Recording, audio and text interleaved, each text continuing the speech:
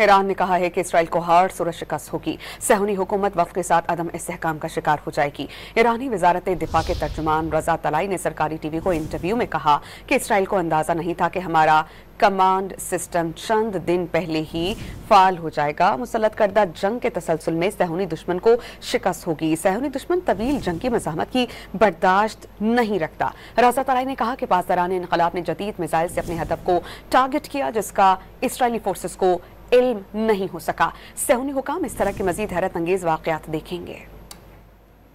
Iran ने कहा है कि इसराइल को हर सूरत शिकस्त होगी। सहूनी हुकूमत वक्त के साथ अदम इस्तेहकाम का शिकार हो जाएगी।